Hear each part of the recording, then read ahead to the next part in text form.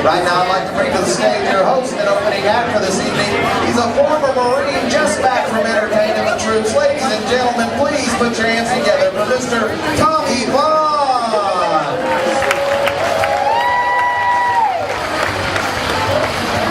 How the hell are you, hyenas? Are you guys ready to have a good time? Give me a hell yeah! Wow, what a big crowd. This is going to be awesome. Welcome one and all. Yes, I did 4 fun-filled years in the United States Marine Corps. Thank you very much. Give it up for all the people who've ever served: Army, Navy, Air Force, Marines, Coast Guard.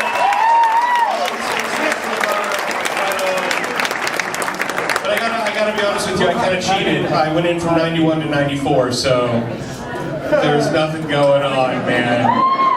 Yeah, I clean sand out of tanks. They're like, what do you want to be? And I was like, I don't know, what do you got? He goes, how about a radio operator? And I was like, what's that? And he goes, you get a phone everywhere you go. And I'm like, sign me up, man.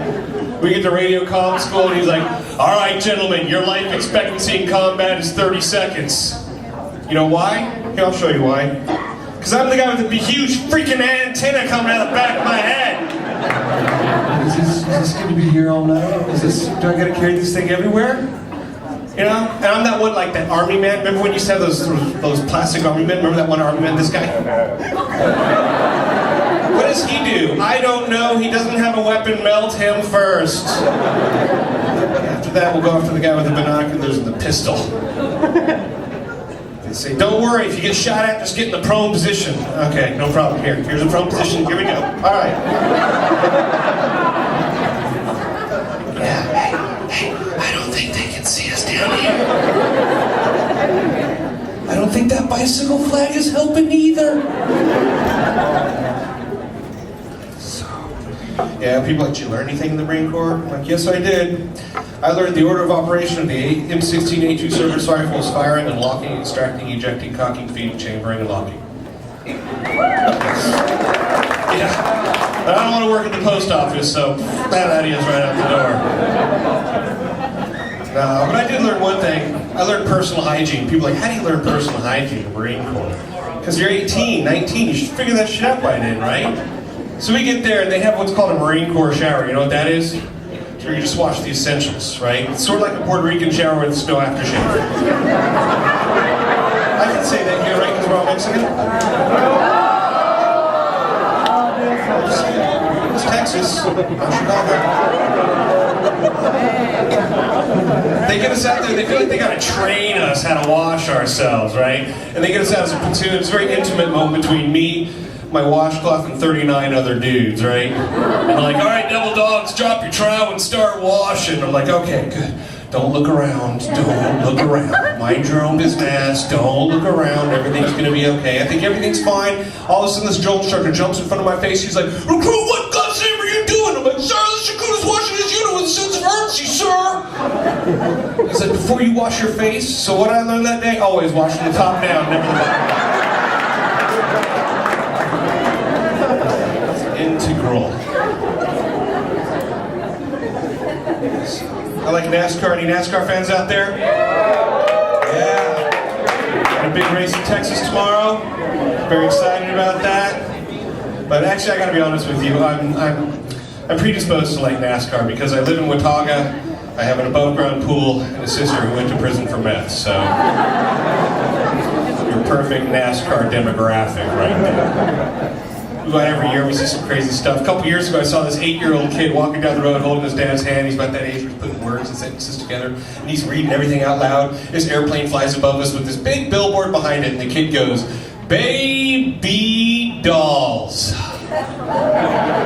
Free entry with stub." Daddy, what's baby dolls? Is it a toy store? It's Dad. Oh yeah, little man, it's a toy store, all right.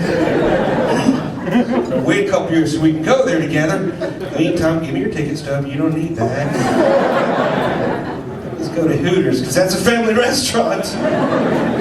Oh, Hooters. I like boobs.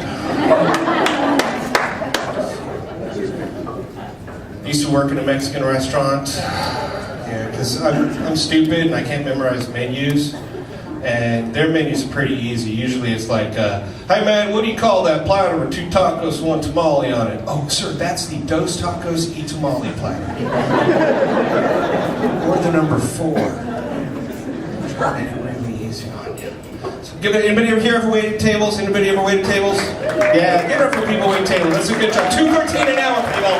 $2.13. Give it up for your wait staff. Doing a great job. Getting your drinks, getting your good sauce to the show, bringing your food. Give it up for them.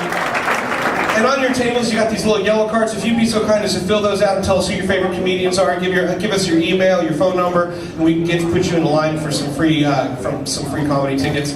And we got some big names coming out. You know Doug Benson from Last Comic Standing? He's the guy for Lazy Eye. So it's really kind of cool because everybody, oh, he's looking right at me. Yeah, he was. But he's coming out, he'll be out here 19, 20, 21st. If you want to know anything about the comedy clubs, directions how to get here, we have 2 other clubs in Arlington and Fort Worth. Go check us out on hyenascomedynightclub.com. It's a really easy website, got maps and all that stuff, so it's a really good thing, so go check that out. So yes, so I worked in a Mexican restaurant. And the really interesting thing was I was there in high school, and I used to work with all these chippers and busters, and they're like 50, 60 years old. They got like 13 kids, and they come to work in their other outfits from the other jobs that they work at, you know, like at McDonald's, and you're like, right on, Jose, right on. But I don't speak any Spanish, and I want to relate to them, and I'm like, hey, Jose, yo hablo español, hey, chupo mi verga. Hey, con mi huevos.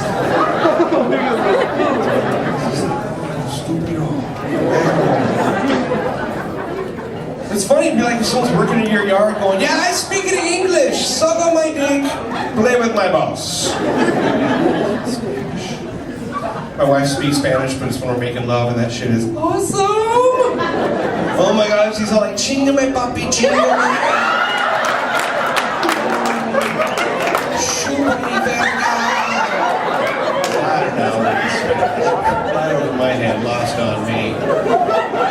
But I want to play along, and I'm like, you know, I know a modicum of Spanish, so there I am trying to get along with her, and I'm all like, como estás? Muy bien, gracias.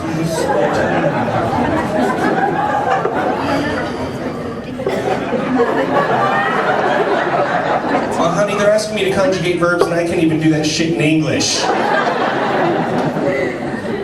But I am one of those guys who likes to speak the indigenous language of a restaurant that I'm at. Like if I go to a Mexican restaurant, I like to speak Spanish or order in Spanish. If I go to a hibachi place, I like to order in Spanish. I don't know if you've noticed, but those guys aren't Japanese anymore. So one the other day, and I was like, mushi mushi harune aso desu ka? I was like, ¿qué pasó, güey?